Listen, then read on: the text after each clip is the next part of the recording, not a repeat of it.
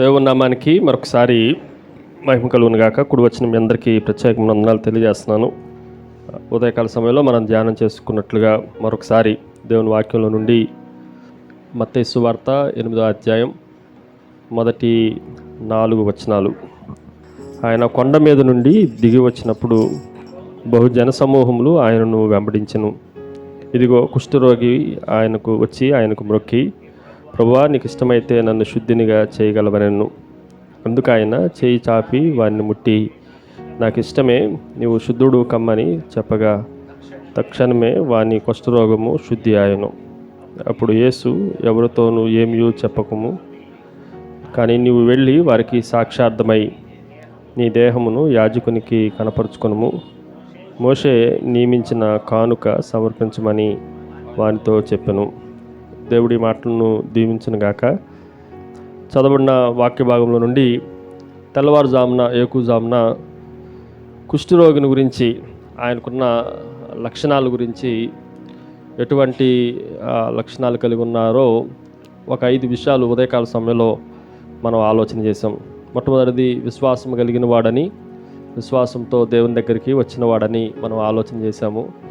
రెండవ, విశ్వాసం మాత్రమే కాదు, ఆయన దేవుని ఎదుట మోకరిల్లిన వాడని, తను తాను తగ్గించుకొని మొక్కుబడి ప్రణమిలినట్లుగా మొక్కినట్లుగా దేవుని వాక్యంలో నుండి మనం నేర్చుకున్నాం. ఆయన ఏ విశ్వాసి లేదంటే మిగిలిన వాళ్ళందరూ పరిసయ్యులు, సద్దూకాయలు, శాస్త్రులు అనుకున్నట్లుగా యేసుక్రీస్తు ప్రభువుని ఏ ప్రవక్త అనుకోవాలా, లేదంటే ఏ యాజకుడు అని అనుకోవాలా. యేసుక్రీస్తు ప్రభుని ఏమనుకున్నంటే ఆయన దేవుడు, ప్రభు అని అనుకొని ప్రభువుని ఆరాధించిన వాడుగా మనకు కనిపిస్తూ ఉంది.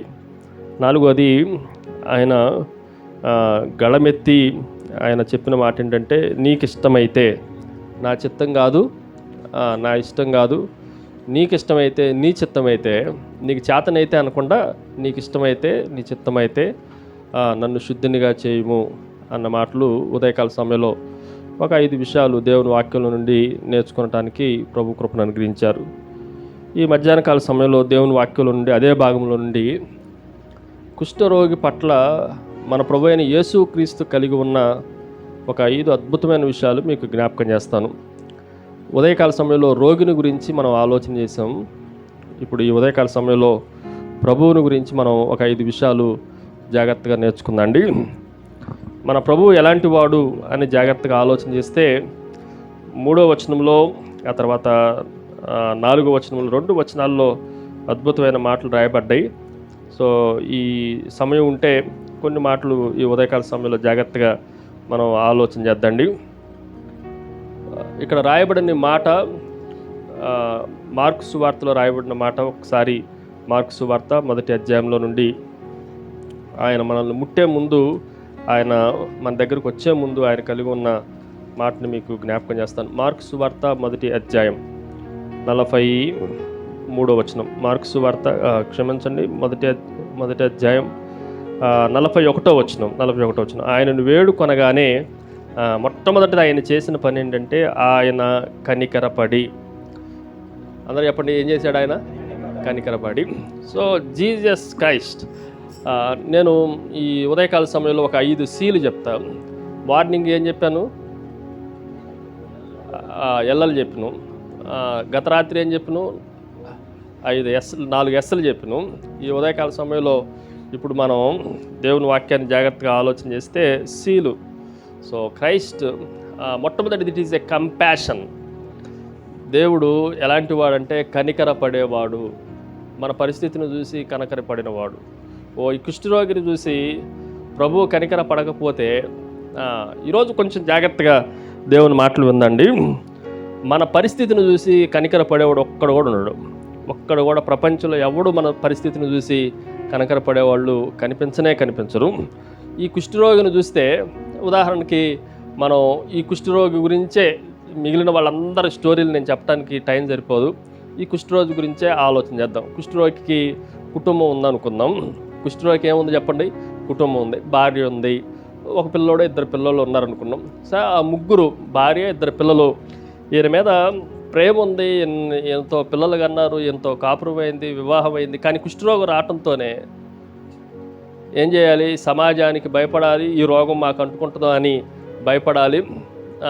యాజకుని ధర్మశాస్త్ర ప్రకారం ఏం చేయాలి? ఊరు వెలుపలకి, పాళ్ల వెలుపలకి పంపించాలి. ఏమన్నా కనికరం ఉందా? ఇంతకాలం కాపురం చేసిన పిల్లలున్నాం, ఏదో రోగం వస్తే మనం పంపించటం అంత అంత సులువు అంటారా? కానీ కుటుంబం మనం జాగ్రత్తగా ఆలోచన చేస్తే ఏ కనికరము లేనే లేదు.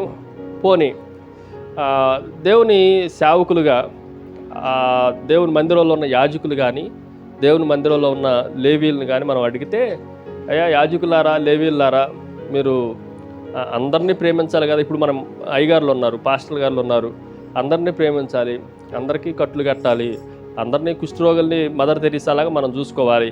అవకాశం ఉండి అట్లా దగ్గరకు తీర్చడానికి చేయటానికి అవకాశం ఉందా అని అంటే యాజకులు ఏమంటున్నారంటే సమస్య లేదు, మేము మిమ్మల్ని మరలా లోపలికి ఎలవ్ చేసిన దాకా, మిమ్మల్ని గమనించిన దాకా మీరు లోపలికి పాళ్ళ వెలుపలకే ఉండాలి తప్ప లోపలికి రావడానికి అవకాశం లేదు. మరి దేవుని వాక్యాన్ని బోధించి దేవునికి మనుషులకి మధ్య వీళ్ళు మధ్యవర్తులుగా ఉండే వీళ్ళకి ఏమన్నా కనికరం ఉందా అని అంటే వీళ్ళకి కూడా కనికరం లేనే లేదు. ఇంకా చెప్పాలంటే కనికరానికి బదులు వాళ్ళు రాళ్ళు వేసి కొట్టే అంత పరిస్థితులు మనకు కనిపిస్తూ ఉన్నాయి. ఆ ఊర్లో వాళ్ళు పట్టణస్తులు అనుకుందాం, ఆ ఊర్లో పట్టణస్తులో లేకపోతే ఆ దేశంలో తెలిసిన వాళ్ళు, బంధువులో, రక్త సంబంధులో ఎవరో ఒకళ్ళు, మా వాళ్ళు బయట ఉంటున్నారు, కాదు వాడు లోపలికి వస్తే ఆ రోడ్డు మీద నడుస్తున్నప్పుడు, నీకేం బాధలా, మేము ఉన్నాం, మేము చూసుకుంటాం అన్నోళ్ళు ఎవరైనా ఉన్నారా? ఎవరు లేడు. వాళ్ళు కూడా బంధువుల్లో కానీ రక్త సంబంధుల్లో కానీ కనికరపడేవాళ్ళు ఎవరూ లేనేరు. పోనీ ఏమన్నా హాస్పిటల్కి వచ్చి హాస్పిటల్లో చూపించుకుందామంటే వైద్యులు ఏమన్నా కనికరపడతారా? ఒక్కోసారి డబ్బు కట్టకపోతే ఆపరేషన్ కూడా మధ్యలో ఆపేవాళ్ళు చాలామంది ఉన్నారు. డబ్బు పెడితేనే మేము ఆపరేషన్ చేస్తాం. మరి వాళ్ళకి కనికరం లేదంటే ఎవరికే కనికరం ఉండదు. కట్టుకున్న భార్యకే కనికరం లేకపోతే కన్న తల్లికి తండ్రులకే, మా అబ్బాయి వాడు కుష్ఠరోగం వచ్చిందంటే తల్లిదండ్రులు కూడా ఏం చేసి ఉంటారు? తప్పదు వెలుపలో పోవటానికి. కానీ మనం దేవుని వాక్యంలో జాగ్రత్తగా ఆలోచన చేస్తే there is only one man who is compassion. Only ఒకే ఒక మనుషుడు మన మీద కనికర పడేవాడు ఒక్కడే ఒకడు. ఆయన ఎవరు అంటే మన ప్రభు అయిన యేసుక్రీస్తు. ఇంకెవడు ప్రపంచంలో మన మీద కనికర పడేవాడు ఒక్కడు కూడా లేడు. తల్లిదండ్రులు కనికరపడరు, పిల్లలు కనికరపడరు, మనల్ని కన్నవాళ్ళు కనపడరు, మనం కట్టుకున్నవాడు కనికరపడరు, మన ఊరోళ్ళు కనపడరు. మన మీద కనికరపడేది కేవలం యేసుక్రీస్తు ప్రభు మాత్రమే. ఒకవేళ ప్రభువు కనికరించకపోతే ఈ వ్యక్తి ఏ మాత్రము బాగుపడేవాడు కానే కాదు. సో మొట్టమొదటి సి ఏంటి అని అంటే క్రైస్ట్ హ్యాజ్ ఏ కంపాషన్. దేవుడు ఎంత కనికరం చూపించగలడంటే అంతకుముందు పాత నిబంధనలో ఉన్న మాటల్లో దహన బలులు అర్పించటం, క్రొవ్వుల దోడలు అర్పించటం కన్నా మనుషుల మీద కనికరం చూపించటం మేలు అని చెప్తా ఉంటాడు. ఈరోజు కనికర పడటం ఎవరి వల్ల కాదు, కానీ క్రీస్తు వల్లనే కనికర పడటం అవుతుంది. అందుకే ఆయనకి మాత్రమే సాధ్యమైంది, ఇక ఎవరికి సాధ్యం కానేది. ఒకవేళ మనం ఇప్పుడు వాక్యం చదువుతున్న నేను కానీ, వాక్యం వింటున్న మీరు కానీ, లెప్రసీ వాడు, ఎయిడ్స్ వాడు వచ్చిందనుకో, మనం కనికర పడతామా? ఇంత స్టోరీ చెప్పిన మనం కూడా బయట ఉండు, నువ్వు బయట ఉండు అంటాం తప్ప, దూరంగా ఉండమంటాం తప్ప. కానీ మనల్ని మన మీద ఖచ్చితంగా కనికర పడేవాడు యేసుక్రీస్తు ప్రభువే. అందులో ఎటువంటి తిరుగులేనే లేదు. నెంబర్ 2, రెండో విషయాన్ని మీకు జ్ఞాపకం చేస్తాను. రెండవది, ఇప్పుడు మరలా మత్తయి సువార్త 8వ అధ్యాయానికి వచ్చేయండి. మార్కు సువార్తలో మాత్రమే మనకి నచ్చిన పదం యేసుక్రీస్తు కలిగిన మాట ఏంటంటే కనికరము. అది మత్తయి సువార్తలో రాయలేదు కాబట్టి ఆ వచనాన్ని మీకు అక్కడ చదివించాను. మత్తయి సువార్త 8వ అధ్యాయం 3వ వచనం చదువుతున్నా. అందుకు ఆయన చెయ్యి చాపి వారిని ముట్టి, మార్నింగ్ మీకు జ్ఞాపకం చేశా ఎందుకు చెయ్యి చాపాల్సి వచ్చింది అని అంటే, ఇతడు దూరంగా ఉన్నవాడు. ఇంకా చెప్పాలంటే యేసుక్రీస్తు ప్రభు మీద ప్రేమ కలిగిన వాడు, దేవుడని నమ్మాడు కాబట్టి దూరంగానే ఉండి నా రోగం అంటుకోకూడదు అని చాలా దూరంగానే ఉండి ఉన్నవాడు. రెండోది, ఇంగ్లీష్లో చాలా మంచి మాట, టచ్ అనే మాట. సి అక్షరం మీద నేను చెప్పడానికి ఏమని ప్రయత్నిస్తుంటే, క్రైస్ట్ విల్ కాంటాక్ట్ యూ. దేవుడు నిన్ను ముట్టుకునేవాడు, ఇంకెవడు నిన్ను ముట్టుకోడు. జాగ్రత్తగా వినండి. అసలు యేసుక్రీస్తు ప్రభు ఎందుకు ముట్టుకోవాల్సి వచ్చింది? నేను అలా చెప్తాను. మాట చేత కూడా బాగు చేయవచ్చు కదా. మాట చెప్తే బాగోడా? పక్షవాయువు కలిగిన వాడికి కింద వచనాల్లో మనం చదివితే ఆయనకి ఏమన్నా వెళ్ళి పక్షవాయువు కలిగిన వాడిని ముట్టిండా, లేకపోతే మాట సెలవిస్తే ఆయన రోగం కుదురుపడిందా? ఏమని చెప్పండి, మాట మాత్రము 8వ వచనంలో చూడండి. ఆ శతాధిపతి, ప్రభువా, నీవు నా ఇంట్లో వచ్చుటకు నేను పాత్రుడును కాను, నీవు మాట మాత్రము సెలవిమ్ము, అప్పుడు నా దాసుడు స్వస్థపరచబడును. కేవలం మాట సెలవిస్తే ఏమైంది అని మనం ఆలోచన చేస్తే 13వ వచనంలో, అంతటా యేసు, ఇక వెళ్ళుము, నువ్వు విశ్వసించిన ప్రకారము నీకు అవునుగాక అని ఆ శతాధిపతి చెప్పెను. ఆ గడియలోనే అతని దాసుడు స్వస్థత నొందెను. సో యేసుక్రీస్తు ప్రభు కపెర్నహూములో శతాధిపతి ఇంట్లోకి రాలా, కానీ మాట సెలవు చేత ఏమయ్యాడు అనంటే బాగుపడ్డాడు. మరి ఈ వ్యక్తిని కూడా మనం జాగ్రత్తగా ఆలోచన చేస్తే మాట చెప్పేసి బాగు చేయొచ్చు కదా, ఎందుకు ముట్టాల్సి వచ్చింది అనంటే ఇక్కడ 2 విషయాలు మీకు జ్ఞాపకం చేస్తాం. నెంబర్ 1, మొట్టమొదటిది, మిగిలిన రోగాలన్నిటికీ కుష్ఠరోగానికి ఉన్న పెద్ద డిఫరెన్స్ ఏంటి అనంటే, మిగిలిన రోగాలు ముట్టుకుంటే ఏమవదు, కానీ కుష్ఠరోగం ముట్టుకుంటే వీడికి కూడా వస్తుంది. అందుకని ఎవడు ముట్టుకోవటానికి ఇష్టపడడు. కుష్ఠరోగం పాత నిబంధనలో యేసుక్రీస్తు కాలంలో ఏమని చెప్తుందంటే అది ఒక అంటురోగముగా నిర్దేశించబడింది. ఇంకా చెప్పాలంటే ఎవ్వరూ దాన్ని ముట్టుకోవటానికి, ఆ వ్యక్తిని ముట్టుకోవటానికి లేదు. ఇంకో మాట కూడా చెప్తాం. సరే, ముట్టుకుంటే ఏమవుతుంది అని మనం ఆలోచన చేస్తే, ముట్టుకున్నోడిని పక్కన పెడదాం. అసలు ముట్టుకుంటే ఇలా టచ్ చేస్తే ఈ వ్యక్తికి స్పర్శ తెలియదు, ఎక్కడ ముట్టుకున్నాడో తెలియదు. కుష్ఠరోగిని ముట్టుకుంటే వాడికి ఏం లేదు, స్పర్శ లేదు. స్పర్శ లేనోడిని ముట్టుకుంటే, ఎవరు ముట్టుకుంటే ఏమైంది, రాయి పెట్టి కొట్టినా ఏమవదు, కత్తి తీసుకొని పొడిచినా ఏమవదు, రక్తం గారినా ఏమవదు, ఏమవదు. కానీ ఎవరు ముట్టినా ఏమవదు. కానీ యేసుక్రీస్తు ముట్టితే మరలా స్పర్శ రాగలదు. ఎందుకు ముట్టాడు అనంటే, మన జీవితాలు ఎక్కడెక్కడైతే సెన్సెస్ పోయినాయో, ఎక్కడైతే మన బౌద్ధిక సంబంధమైన స్పర్శ అంతా పోయిందో, ఎవరు ముట్టితే మరలా స్పర్శ తిరిగి వస్తుందంటే, అప్పటికే వాళ్ళ పక్కన ఉన్నోళ్ళు కుష్ఠరోగులు ముట్టుకొని ఉంటారు. ఒకళ్ళు 10 మంది కుష్ఠరోగులు కలిసి ఉన్నారు కదా, వాళ్ళందరూ ఒకళ్ళతో ఒకళ్ళు తాకుంటారు. కానీ వాళ్ళు స్పర్శగా వాళ్ళకి అర్థం కావట్లా, ఎవడు తాకిండో ఎవడు ముట్టుకుంటుండో అర్థం కావట్లా. కానీ ఎందుకు యేసుక్రీస్తు ప్రభు ముట్టాల్సి వచ్చింది అనంటే, ఆయన ముడితే స్పర్శ అర్థమైంది. ఇంకెవరు ముట్టినా స్పర్శ అర్థం కాదు. రెండో విషయాన్ని మీకు జ్ఞాపకం చేస్తాం. నేను ఇంకో మాట స్ట్రాంగ్గా చెప్పాలనుకుంటున్నా ఈ ఉదయకాల సమయంలో. ఏంటి అనంటే, ప్రభు మనల్ని ముట్టినా, మనం ప్రభువులను ముట్టిన తర్వాత మన బ్రతుకు మరలా అలా ఉండదు. నా మాట అర్థమైందా? దేవుడు మనల్ని టచ్ చేసిన, మనం వెళ్ళి దేవుడిని టచ్ చేసిన, టచ్డ్ లైఫ్స్ ఎప్పుడు అలాగే అలాగే ఉండవు. ఉదాహరణకి ఇక్కడ కుష్ఠరోగిని ప్రభు ముట్టాడు. 12 సంవత్సరాల నుండి రక్తస్రావం కలిగిన స్త్రీ ఎవరిని ముట్టింది? యేసుక్రీస్తు యొక్క రక్తస్రావం కలిగిన స్త్రీ ప్రభువును కూడా ముట్టలా. ప్రభు వస్త్ర చెంగును ముడితే ఏమైంది చెప్పండి? ఆ క్షణంలో రక్తధార ఏం చేయబడింది అంటే, ఒక మాట మనం జాగ్రత్తగా ఆలోచన చేస్తే, లోకంలో ఎంతోమంది డాక్టర్లు ముట్టినా ఆగనివన్నీ ప్రభు ముడితే ఆగిపోతాయి. లోకంలో చాలామంది ముట్టారు, అనేక మంది వైద్యుల చేత తెప్పలబడింది అని రాయబడింది. ఈయన కూడా కుష్ఠరోగిని కూడా చాలామంది చూసుంటారు, యాజకులు చూసుంటారు, చాలామంది ఆయన గమనించుంటారు. కానీ నో వన్ హీల్ హిమ్, ఆయన ఎవ్వరు బాగు చేసేవాడు ఒక్కడు కూడా లేనేలేడు. కానీ ప్రభు ఒకసారి ముడితే మాత్రం మనకు లేని స్పర్శలు పోయినా అన్నీ మరలా తిరిగి వస్తాయి. రెండోది, ప్రభు ముట్టిన తర్వాత మళ్ళీ బాగుపడని స్థితిలోకి వెనక్కి వెళ్ళేది ఉండదు. అప్పటి నుండి జీవితమే మారిపోతుంది. మనం జాగ్రత్తగా ఆలోచన చేస్తే, మారిన జీవితం ఎక్కడి నుంచి ప్రారంభించబడుతుందంటే, ప్రభు మనల్ని ముట్టిన దగ్గర నుంచి. దీన్ని ఏమంటానంటే, ప్రభుతో కాంటాక్ట్ అయితే, ఒకసారి ప్రభు మనతో కాంటాక్ట్ అయినా, మనం ప్రభుతో కాంటాక్ట్ అయినా, మన జీవితాలు కౌంట్లెస్గా మారిపోతాయి. ఎక్కడ ఎటువంటి మారని జీవితం అంటూ ఉండదు. ఈ మాటను కొంచెం జాగ్రత్తగా ఆలోచన చేయాలి. మొట్టమొదటిది, ఈ హ్యాజ్ ఏ కంపాషన్, ఆయన కనికరాన్ని కలిగి ఉన్నాడు. రెండోది, ఆయన చెయ్యి మన మీద తాగితే చాలు మన జీవితాలు సంపూర్ణంగా మారిపోతాయి. నా మాట అర్థమవుతుందా? సో అది రెండో విషయం. దాని మూడో విషయాన్ని మీకు జ్ఞాపకం చేస్తాం. ఇంతకీ ఈ ఈ కుష్ఠరోగి వచ్చి ఏమని చెప్పాలి? వాస్తవానికి, అయ్యా నా రోగాన్ని బాగు చేసి స్వస్థపరచాలని చెప్పాలి. కానీ ఏమని అడుగుతుండు అని అంటే, నన్ను శుద్ధి చేయమని అంటున్నా. అసలు ఎందుకు శుద్ధి ఎందుకు అవసరం? బాగు చేయాలా, శుద్ధి చేయాలా? ఇక్కడ కొంచెం జాగ్రత్త అనండి. మొట్టమొదటిది compassion, number 2 contact, number 3 it is a cleansing, శుద్ధి చేయటం, క్లీనింగ్ ఆర్ క్లెన్సింగ్. క్లెన్సింగ్ అనే పదం కొంచెం జాగ్రత్తగా, శుద్ధి చేయటం ఎందుకు అని మనం జాగ్రత్తగా ఆలోచన చేస్తే, జాగ్రత్త వినండి. ప్రపంచంలో ఎవడు శుద్ధి చేయలేని రోగం ఒకటే ఉంది. ఏంటంటే కుష్ఠరోగం. కుష్ఠరోగం దేనితో సాదృశ్యంగా ఉందంటే పాపముతో సాదృశ్యంగా ఉంది. జాగ్రత్తగా వినండి. పాపానికి కుష్ఠరోగానికి ఉన్న డిఫరెన్స్లు చాలా చెప్పాలనుకున్నా కానీ టైం సరిపోదు. ఒక 2 డిఫరెన్స్లు మాత్రమే, ఒక 2 వ్యత్యాసాలు మాత్రమే జ్ఞాపకం చేస్తాయి. పాపం ఏం చేసింది అంటే మానవుడిని దేవుడి నుండి దూరం చేసింది. కుష్ఠరోగం ఏం చేసిందంటే సమాజంలో నుండి, కుటుంబంలో నుండి, అన్నిటిలో నుండి మనల్ని దూరం చేసింది. సపరేషన్ చేసేది ఏంటి అని అంటే, ఒకటి సిన్ సపరేషన్ చేసింది, రెండోది లెప్రసీ సపరేషన్ చేసింది. కుష్ఠరోగం ఏం చేసిందంటే మనం మన ప్రజలతో ఉండటానికి అవకాశం లేదు, దూరపరిచింది. రెండవది, దూరపరిచిన తర్వాత మిగిలిన రోగాలన్నీ, ఏ రోగమైనా తీసుకో, ఆ రోగం అపవిత్రుడిగా చేయలే.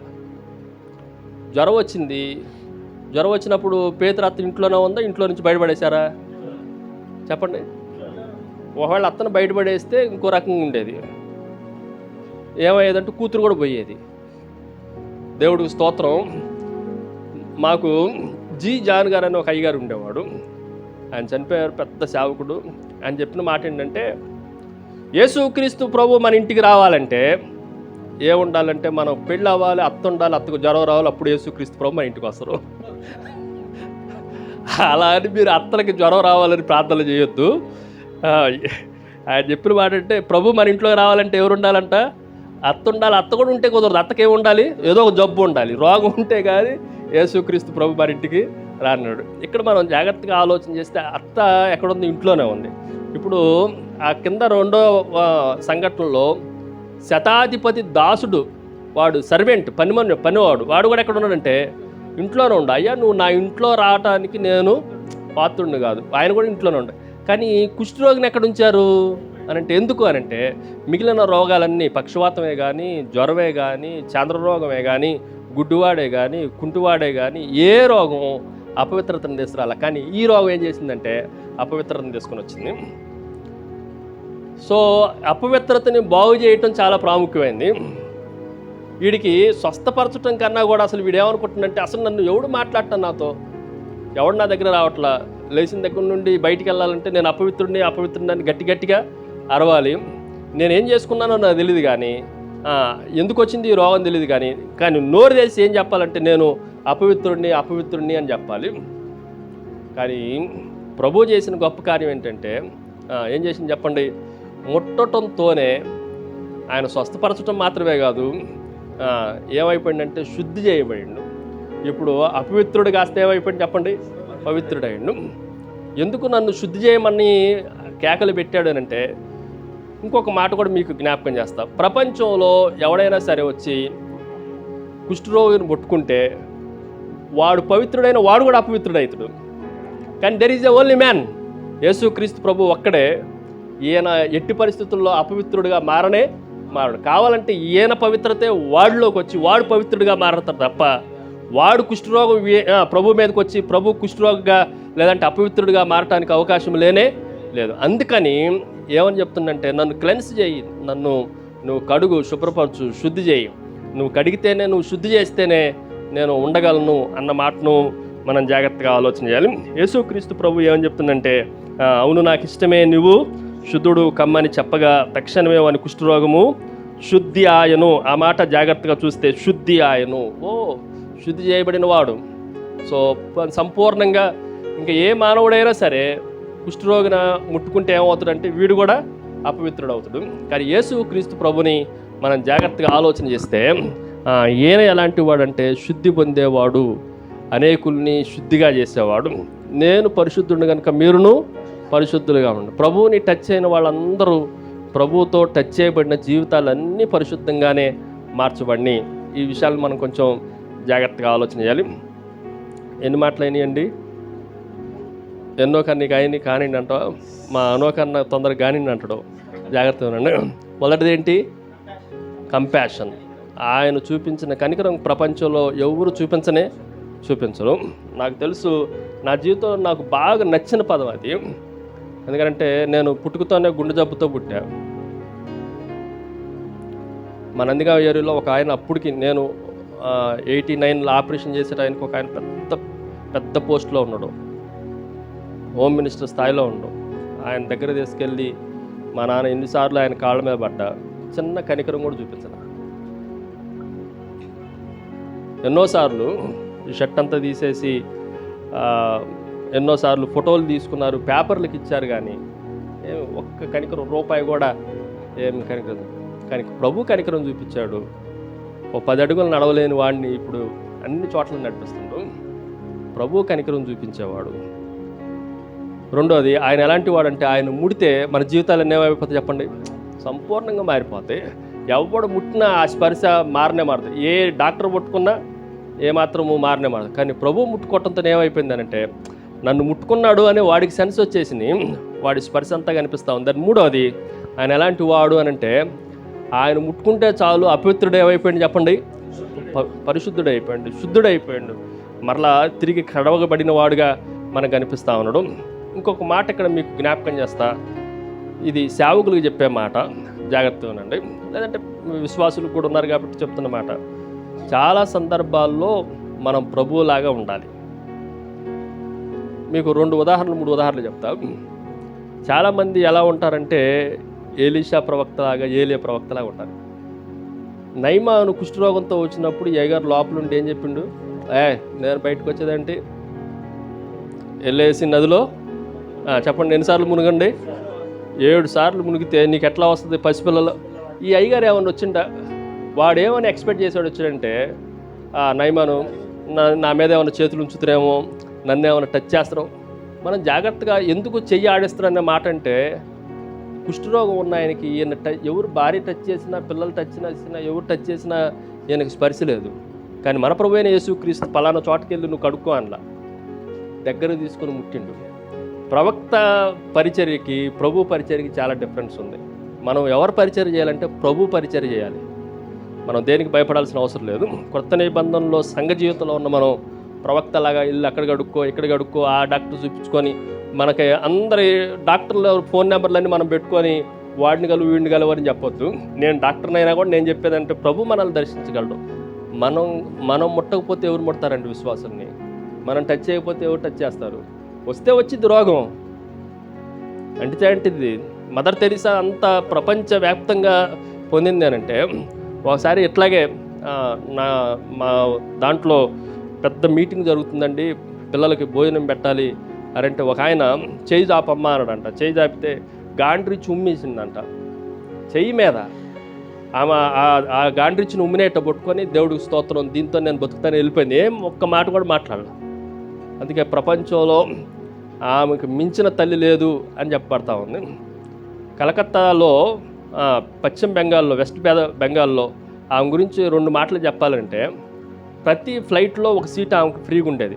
ఏ టైంలో అయినా అక్కడ నుండి కలకత్తా నుండి వెళ్ళే ప్రతి ఫ్లైట్లో ఆమెకి ఏమి చెకింగ్లు గిక్కింగ్లు బుక్ చేసుకోవటం ఏమి ఉండదు. ప్రతి ఫ్లైట్లో ఒక టికెట్ ఉండేది.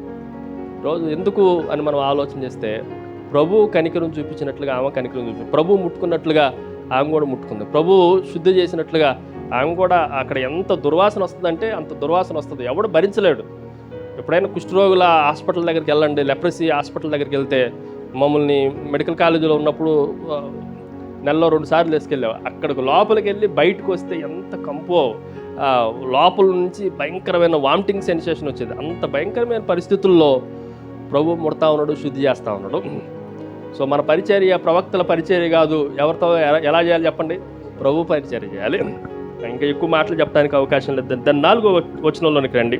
మరికొన్ని మాటలు మీకు త్వరగా జ్ఞాపకం చేసి వాక్యాన్ని ముగించేస్తాం.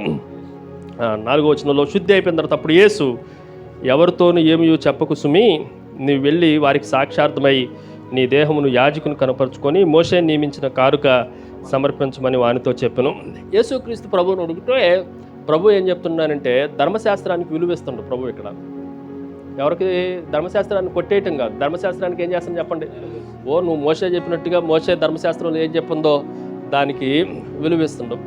నేను దీన్ని కొంచెం జాగ్రత్తగా ఆలోచన చేస్తాం. ధర్మశాస్త్రానికి మించిన విలువ ప్రభువులో ఉంది. ప్రభు ధర్మశాస్త్రానికి విలువిస్తేనే మనం నేర్చుకోవాల్సిన పాఠం ఏంటంటే, 2 మాటలు చెప్తాం.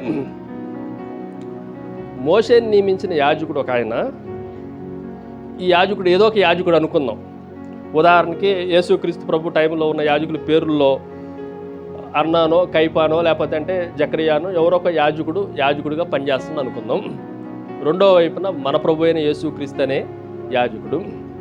ఆ యాజకులకి ఈ యాజకులకి ఉన్న డిఫరెన్స్ ఏంటంటే, బైబిల్లో ఉన్న పాత నిబంధనలో ఉన్న యాజకులంతా ఏం చేయగలరంటే కుష్ఠరోగం ఉందా లేదా అని నిర్ధారణ చేయగలరు. ప్రతి 7 రోజులకు ఒకసారి కుష్ఠరోగం ఎంత తగ్గింది, పవిత్రుడిగా ఉంటే నువ్వు లోపలికి రా, లేదంటే ఇంకో 7 రోజులు బయటే ఉండు, మళ్ళీ నువ్వు ఐసోలేషన్లోనే ఉండు, మళ్ళీ నువ్వు కరోనా పీరియడ్లో ఉన్నట్లుగా దూరంగానే ఉండు అని చెప్పగలరు. ఏ ఒక్క యాజకుడు కూడా రోగాన్ని బాగు చేయలేడు, రోగాన్ని నిర్ధారణ చేయగలడు. యాజకుని పాత నిబంధన యాజకుని పరిస్థితి ఏంటంటే పాపం ఏంటో చూపించగలిగాను కానీ పాపాన్ని తీసివేసే గొప్పతనం వాళ్ళకి లేనే లేదు. కానీ ఈ యాజకుడు, మనం సేవించే ఇట్టి ప్రధాన యాజకుడు మనకు సరిపోయినవాడు. ఈ యాజకుడు ఎలాంటి వాడంటే రోగాన్ని, రోగంతో ఉన్న వాటిలన్నిటిని ఒక్క దెబ్బతో తీసేయగలడు, ఏమీ మిగలదు. ఈ యాజకుడు 7 రోజులు మరలా రండి, 7 రోజుల తర్వాత మరలా రండి అనే ఉండదు. ఏమన్నా ఇప్పుడు తక్షణమే, చూడండి ఆ మాట, తక్షణమే చెప్పగా తక్షణమే వాని కుష్ఠరోగము ఎన్ని నిమిషాలు పట్టింది చెప్పండి? ఒక్క క్షణంతో అయిపోయింది. కానీ ఈ యాజకులకైతే ఎన్ని రోజులు పట్టేది? 7 రోజులు, మళ్ళీ అవకాశం ఉంటే ఇంకో 7 రోజులు. అలాగా వాడు కుష్ఠరోగం అంతా పొయ్యిందాక వాళ్ళు పాపం. కానీ ఈ యాజకుడిని కలిసినప్పుడు రేపు రమ్మని కూడా చెప్పడు, ఇంకో గంట తర్వాత చూస్తానని కూడా చెప్పడు. మనం లోబడితే చాలు. ఆ 10 మంది కుష్ఠరోగులు లోబడ్డారు, మీరు వెళ్ళండి అనడు. వెళుతూ ఉండగానే ఏమైంది? వాళ్ళకి స్వస్థత వచ్చింది. ఈయన వెంటనే తక్షణమే స్వస్థత చేసేవాడు. ఈ మాటను కొంచెం జాగ్రత్తగా ఆలోచన చేస్తే, యాజకులు చెప్పిన మాటను మనం జాగ్రత్తగా ఆలోచన చేస్తే, యాజకులు ఏది చేయలేకపోయారో మన ప్రభు అయిన యేసుక్రీస్తు దానిని చేయగలిగిన వాడు. ఐదో విషయాన్ని మీకు జ్ఞాపకం చేస్తా చివరిగా. ఇప్పుడు మోషే నియమించిన కానుక సమర్పించమని ధర్మశాస్త్రం ఏం చెప్తుంది అని మనం జాగ్రత్తగా ఆలోచన చేస్తే, ధర్మశాస్త్రం పాపం అంటే ఏంటో చెప్పింది. ధర్మశాస్త్రం పాపం అంటే ఏంటో చెప్పింది. ఇప్పుడు కానుక సమర్పించాలి. ఏం కానుక సమర్పించాలి అని మనం ఆలోచన చేస్తే, మీరు ఇంటికి వెళ్ళిన తర్వాత చదువుకోండి. 13, 14 అధ్యాయాలు లేవియాకాండములో మనకు కనిపిస్తాయి. 15 అధ్యాయంలో కూడా కుష్ఠరోగం గురించి మనకు కనిపిస్తాయి. పేదవాడైతే ఒక రకంగా చేయాలి, డబ్బున్నవాడైతే ఒక రకంగా చేయాలి అని రాయబడతా వచ్చినాయి. వాటిలన్నిటిలో నుండి మనం జాగ్రత్తగా ఆలోచన చేస్తే, దేవునికి సాక్షార్థంగా యాజకులు చేయలేని పని మన ప్రభువైన యేసుక్రీస్తు అనే యాజకుడు చేశాడు. ఆ చివరిగా మోషే నియమించిన కానుక సమర్పించుడి అని వానితో చెప్పిన సందర్భాన్ని ఒక్క మాట మీకు జ్ఞాపకం చేసి వాక్యాన్ని ముగించేస్తాం. చూడండి, లేవియాకాండంలోనికి రండి త్వరగా. లేవియాకాండం మార్నింగ్ మనం చదువుకున్న ఒక మాట, 14 అధ్యాయం. లేవియాకాండం 13 అధ్యాయం 45, 46 వచనాల్లోనేమో కుష్ఠరోగముల గురించి వాడు ఎలా ఉండాలో వారి గురించి రాయబడతా వచ్చింది. 14 అధ్యాయానికి రండి. 14 అధ్యాయంలో కుష్ఠరోగం నుండి బాగుపడితే ఏం చేయాలో మనం ఆలోచన చేద్దండి. 14 అధ్యాయం 1వ వచనం. మరియు యెహోవా మోషేకు ఇలాగూ సెలవిచ్చును, కుష్ఠరోగి పవిత్రుడని నిర్ణయించిన దినమున వాని గూర్చిన విధి ఏమనగా, యాజకుని యొద్దకు వారిని తీసుకొని రావాలను. యాజకుడు పాళెం వెలుపలికి పోవలను. యాజకుడు దాన్ని చూచినప్పుడు కుష్ఠపోడ బాగుపడి కుష్ఠరోగి విడిచిన ఎడల యాజకుడు పవిత్రత పొందుగోను అని కొరకు సజీవమైన 2 పవిత్రమైన పక్షులను, దేవదారు కర్రను, రక్తవర్ణము కలిగిన నూలును, ఇస్సోపును తెమ్మని ఆజ్ఞాపించాలి. ఇవి 4 వస్తువులు మీరు ఇంటికి వెళ్ళిన తర్వాత ఆలోచన చేయండి.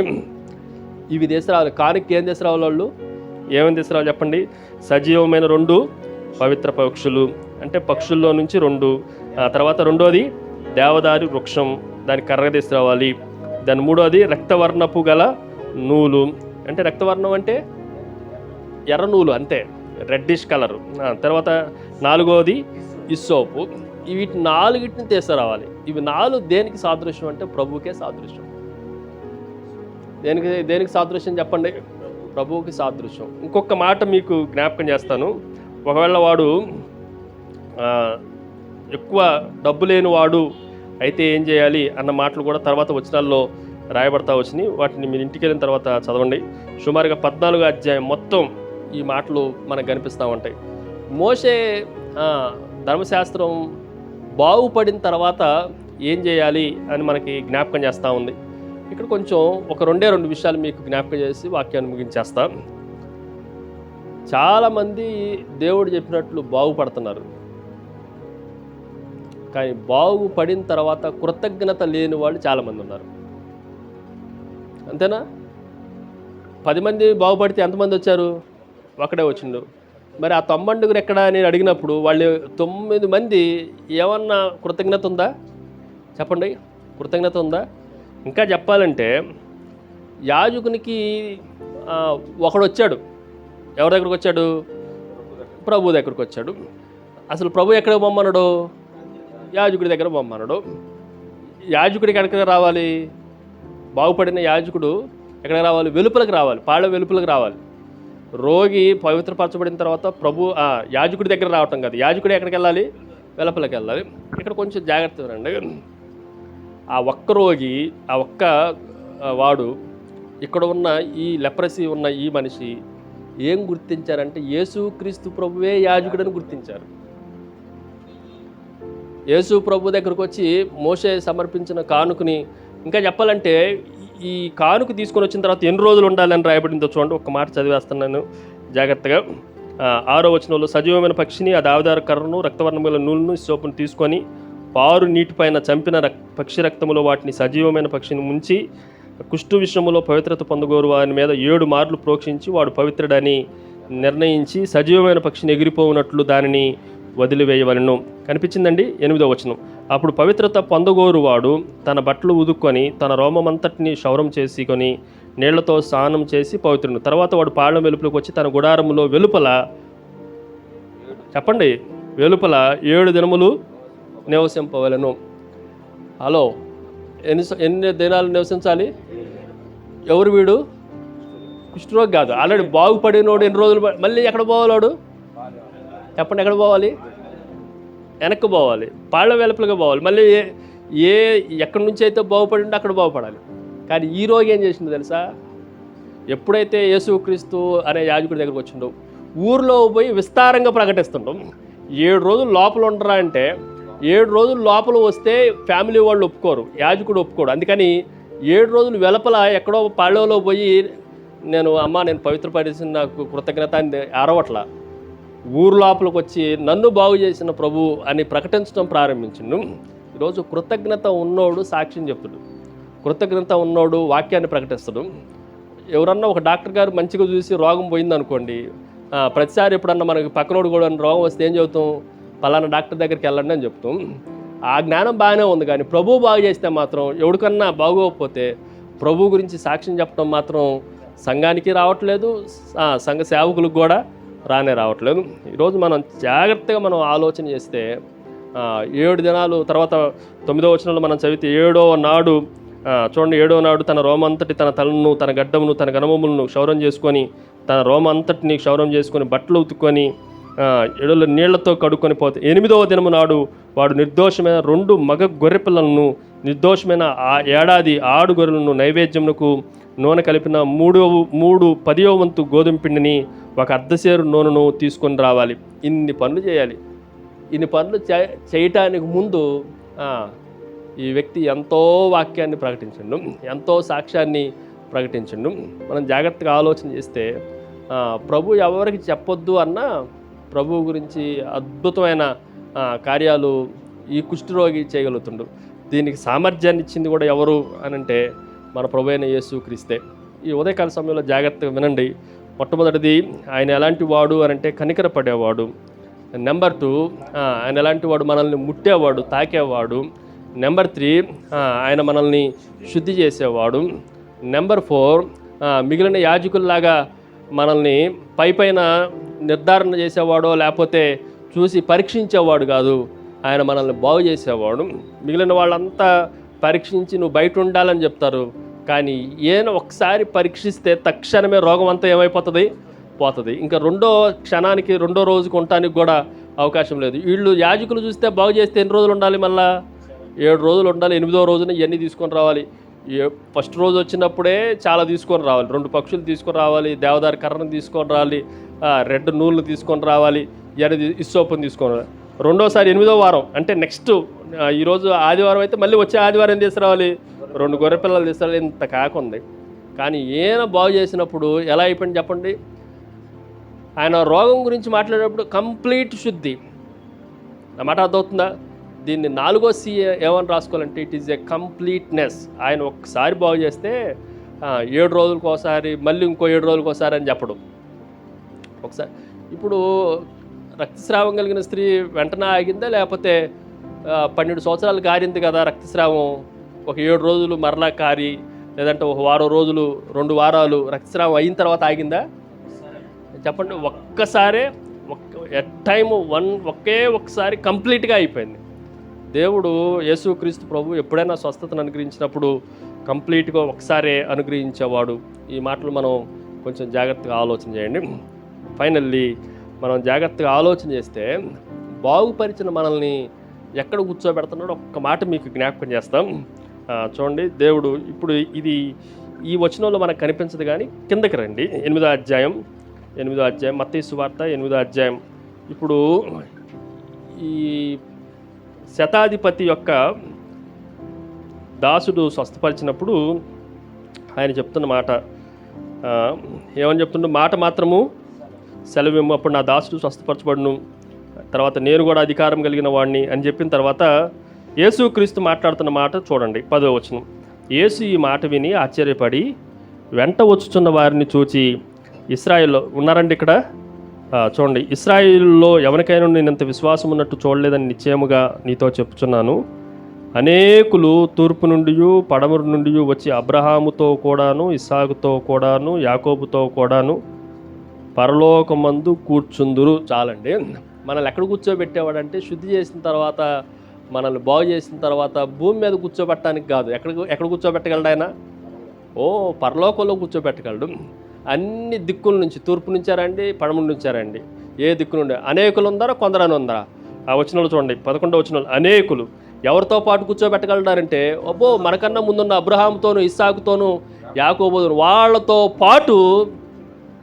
నేను ఏం చెప్తున్నానంటే ఈ మాట కొంచెం జాగ్రత్తగానండి.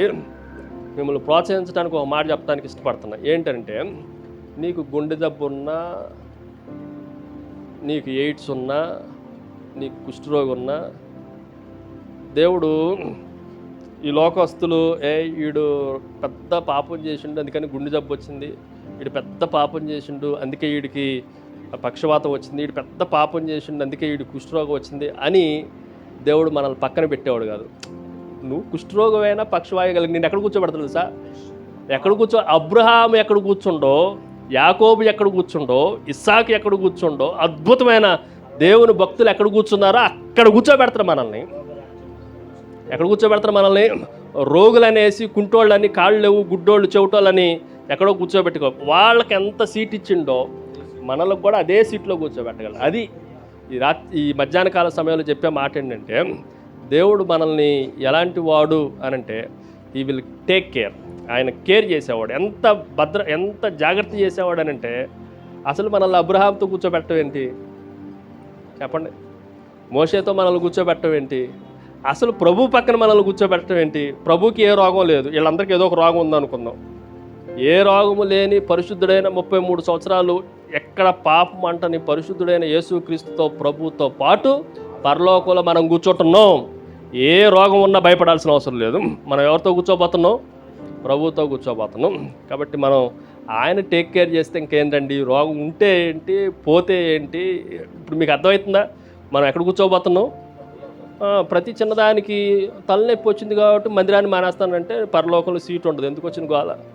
నీకు ఏ రోగం ఉన్నా ప్రభుతో ఉండండి. పరలోకంలో అబ్రహాము, ఇస్సాకు, యాకోబులతో పాటు మనల్ని కూర్చోబెట్టేవాడు. దేవుడి మాటలను దీవించునుగాక.